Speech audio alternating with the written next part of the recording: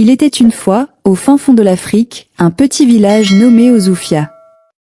Au cœur de ce village vivait Nana, une femme de 30 ans, et son fils de 10 ans, Ikena. Nana était aveugle depuis sa grossesse avec Ikena, une épreuve que la vie lui avait imposée. Leur quotidien était un mélange de difficultés et de petites joies, mais grâce à la bonté d'un homme nommé Chizon, ils avaient trouvé une stabilité réconfortante. Chaque matin, Ikena se réveillait avant le lever du soleil. Il préparait un petit déjeuner simple pour lui et sa mère, souvent composé de bouillie de maïs et de quelques fruits locaux. Dès que les premiers rayons de soleil éclairaient le village, il se mettait en route pour le marché afin d'acheter des vivres. Nana, bien que privée de la vue, restait profondément connectée au son du village.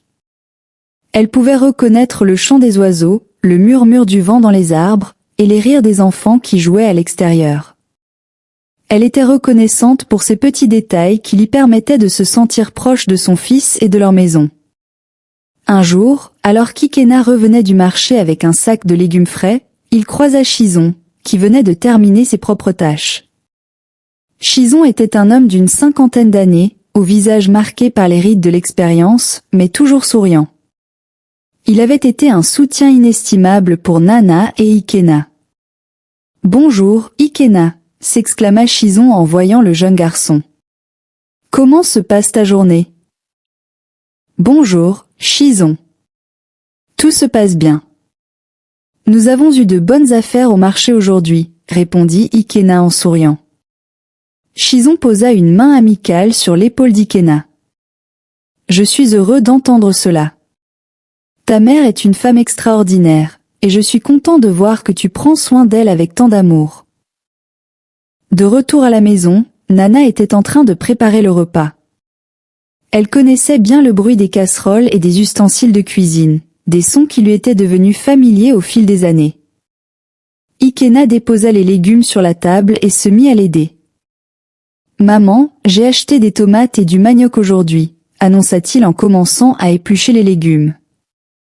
Nana sourit, bien que ses yeux ne puissent plus voir cette action. « Merci, mon fils. Tes efforts rendent chaque jour plus facile pour moi. Je suis fière de toi. » Le repas fut simple mais plein de chaleur. Après le dîner, ils s'assirent ensemble près de la lampe à huile. Ikena partageait les nouvelles du village et les histoires qu'il avait entendues. « Aujourd'hui, j'ai vu un groupe de danseurs au marché. Leur performance était incroyable, » dit Ikena avec enthousiasme. Nana, bien que ne pouvant voir, pouvait imaginer la scène grâce aux descriptions vivantes de son fils. Cela doit avoir été merveilleux. Les danses apportent de la joie à nos vies. Même si je ne peux plus voir, je ressens la beauté de ces moments à travers tes mots. Chizon, en écoutant de l'extérieur, se réjouissait de voir leur complicité. Il savait que leur vie n'était pas facile, mais leur détermination et leur amour l'inspiraient. Il se rendait souvent chez eux pour s'assurer que tout allait bien et pour offrir son aide chaque fois qu'il le pouvait. Dans le petit village d'Ozoufia, malgré les défis, l'amour et le soutien de Chizon avaient permis à Nana et Ikena de trouver une certaine sérénité. Leur soirée était remplie de discussions et de rires, et ils savaient que, malgré les épreuves, leur bonheur résidait dans les petites choses et dans le soutien indéfectible de ceux qui les entouraient. Pour comprendre ce qui était arrivé à Nana pour qu'elle soit aujourd'hui aveugle, il fallait remonter dans sa jeunesse. Il y a 10 ans, le palais royal d'Ozoufia se dressait majestueusement au centre du village, un symbole de richesse et de pouvoir. Ses murs ornés et ses jardins luxuriants brillaient sous le soleil, attirant l'admiration de tous les habitants. Au cœur de ce palais, Nana, dès lors jeune et belle, travaillait comme servante. À l'âge de 20 ans, Nana avait été embauchée comme servante après avoir perdu ses parents dans un tragique accident. Orpheline et désespérée, elle avait vu dans cet emploi une lueur d'espoir. Dès son arrivée, elle impressionna par sa beauté et son dévouement.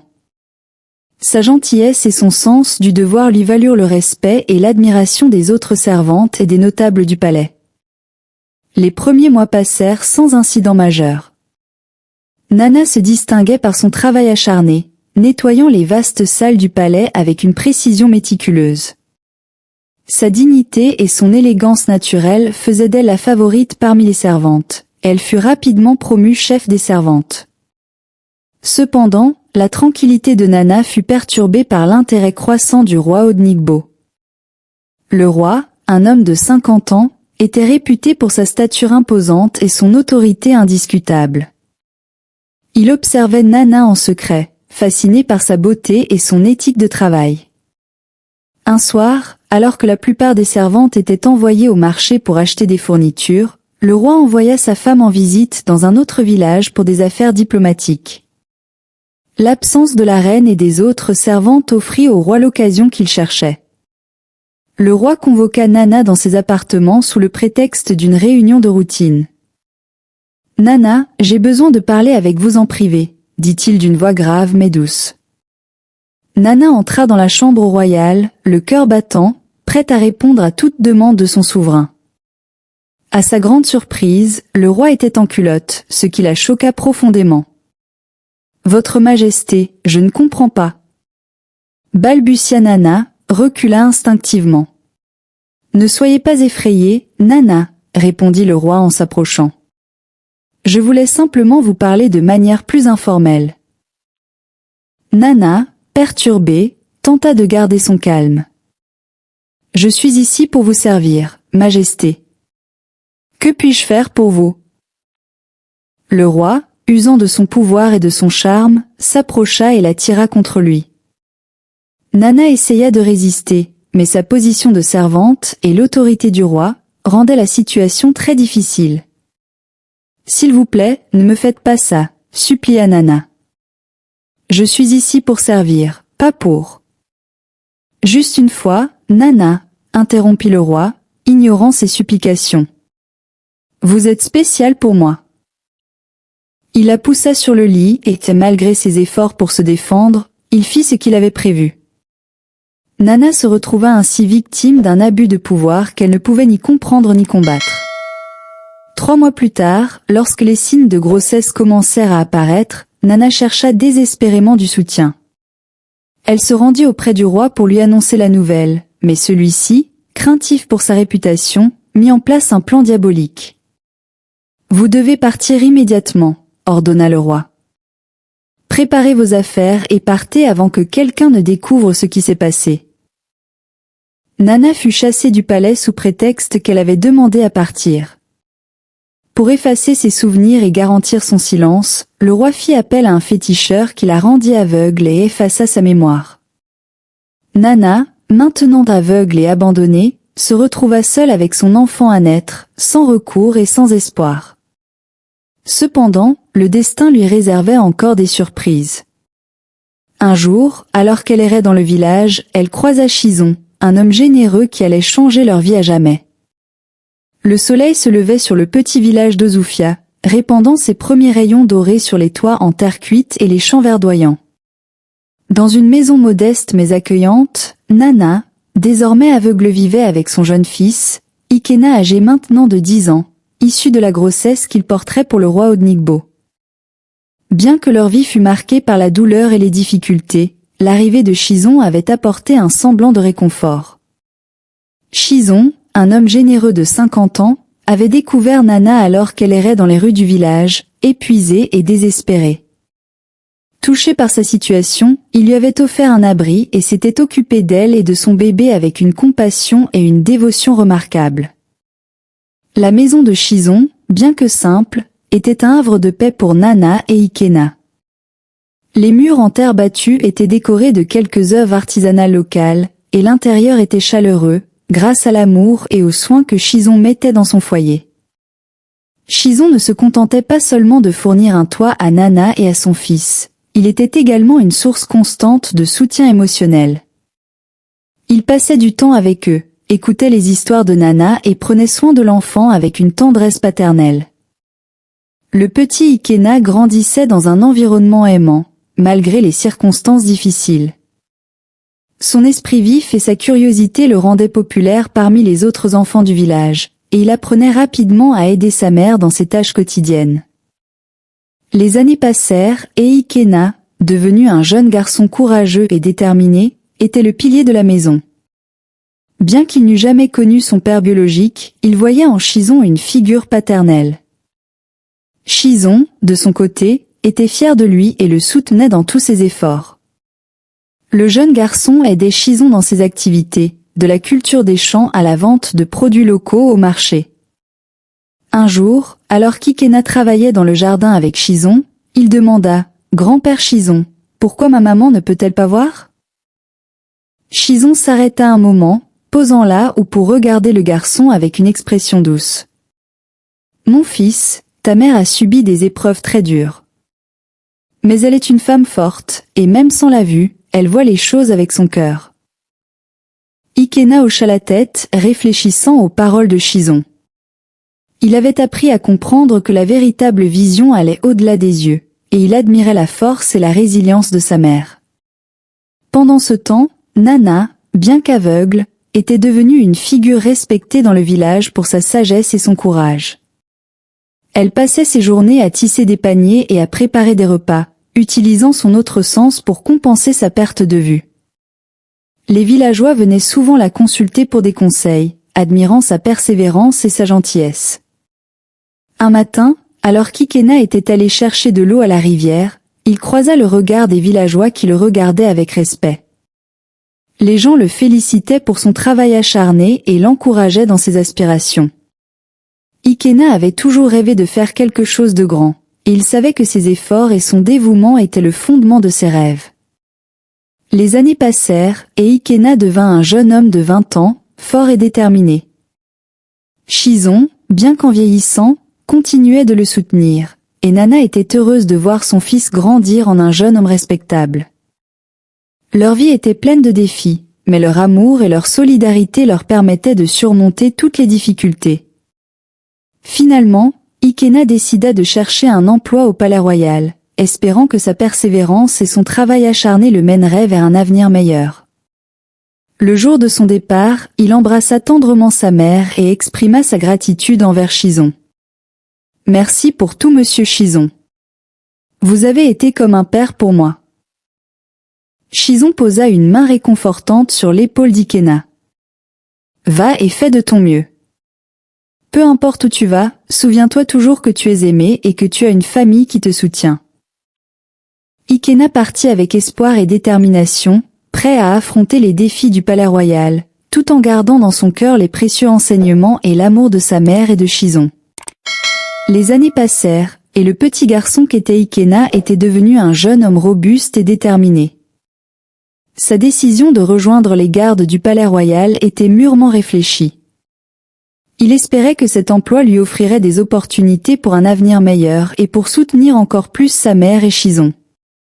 Avec une promesse de succès en tête, il se présenta au Palais Royal, le cœur battant d'excitation et d'appréhension. Le palais, avec ses murs ornés de fresques colorées et ses jardins luxuriants, dégageait une aura de grandeur et de puissance. Le roi Odnigbo, dont le règne avait été marqué par la prospérité, avait organisé des auditions rigoureuses pour recruter les meilleurs gardes. Ikena, avec son caractère déterminé et ses compétences impressionnantes, fut accepté parmi les nouveaux gardes. Dès son arrivée, Ikena se démena pour s'acquitter de ses tâches avec diligence. Il était toujours le premier à arriver et le dernier à partir, mettant en œuvre tout ce qu'il avait appris et démontrant un engagement sans faille. Ses collègues gardes, bien que souvent impressionnés par ses compétences, étaient parfois jaloux de la reconnaissance que lui témoignait le roi.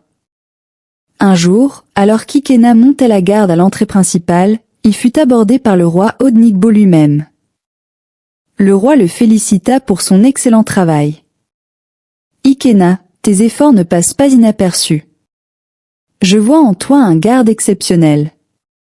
Continue comme cela, et tu iras loin. » Ikena remercia le roi avec humilité, conscient que cette reconnaissance était un pas important vers la réalisation de ses rêves.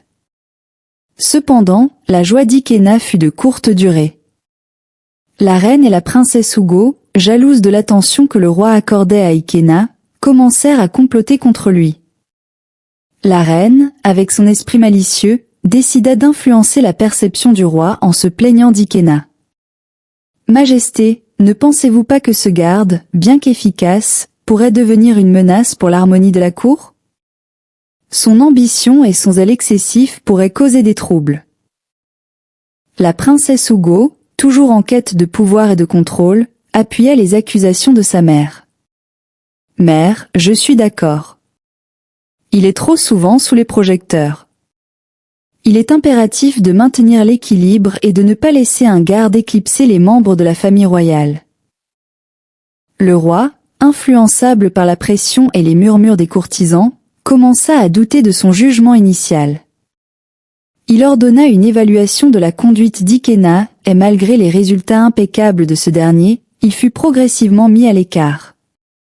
Les tâches d'Ikena furent de plus en plus difficiles et il fut confronté à des situations injustes, conçues pour le faire échouer.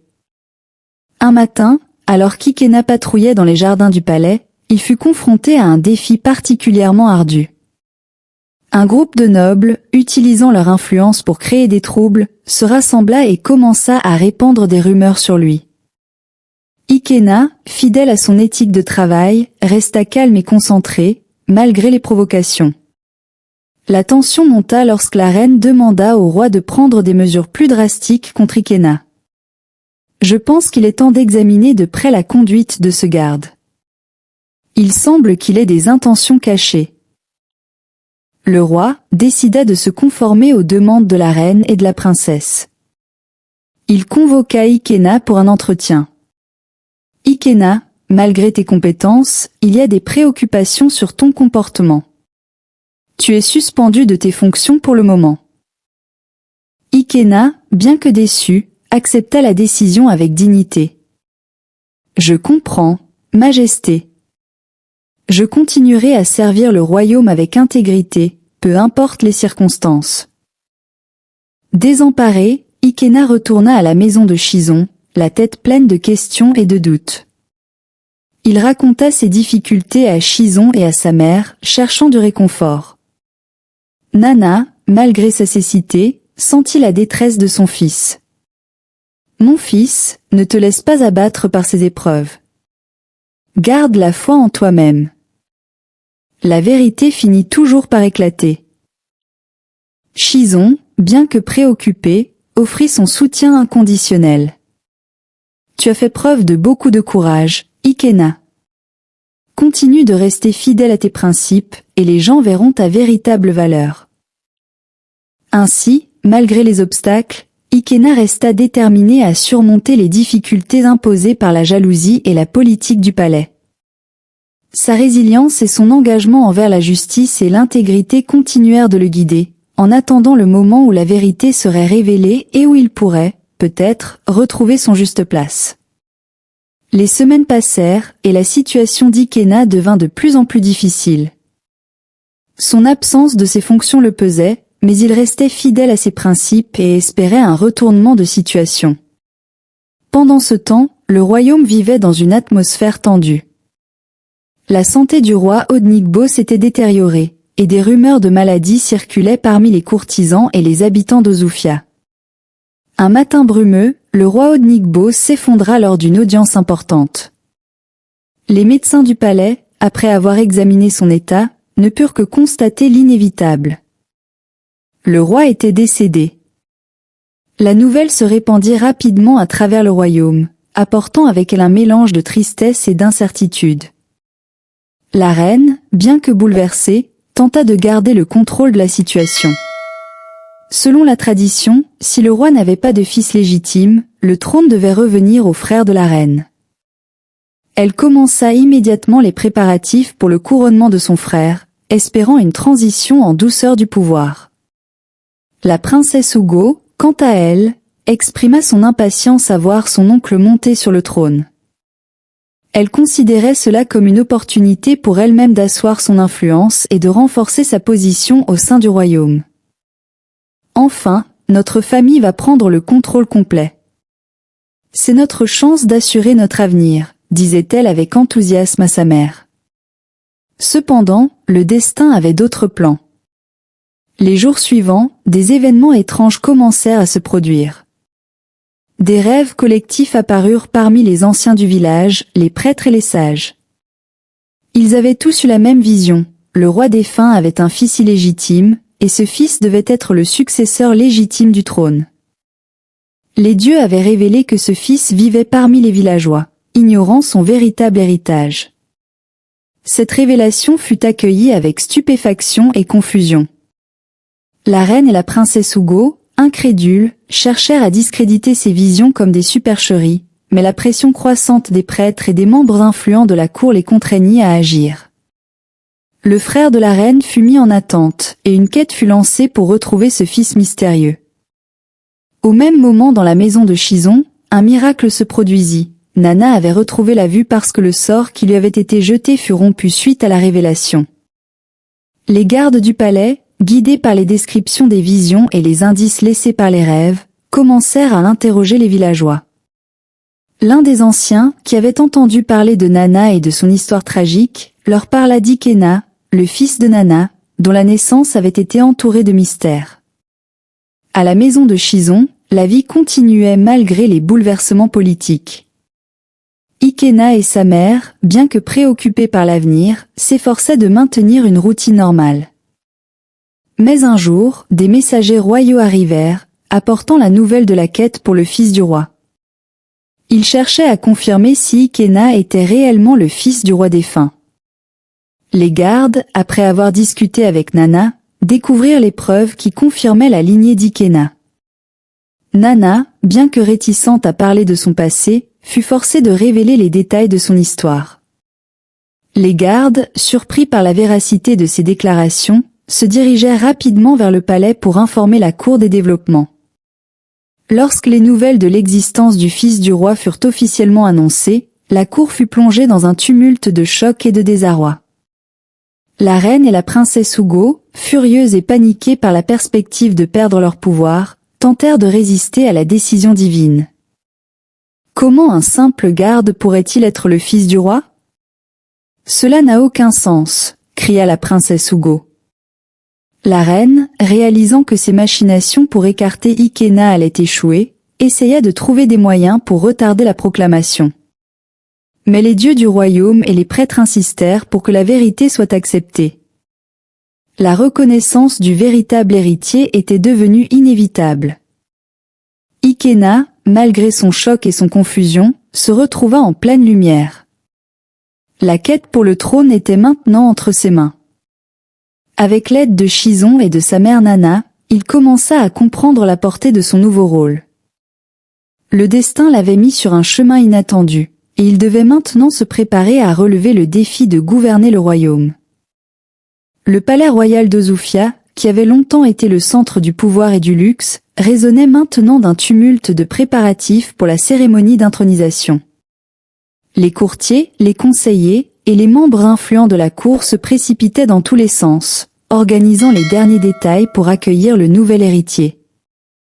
La reine et la princesse Ugo, malgré leurs tentatives de résistance, devaient maintenant accepter la réalité imposée par les dieux.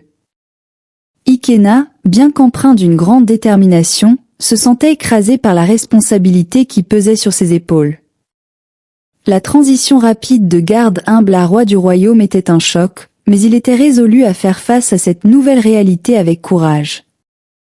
Shizon, fidèle ami et figure paternelle, l'accompagnait à chaque étape, offrant conseil et soutien.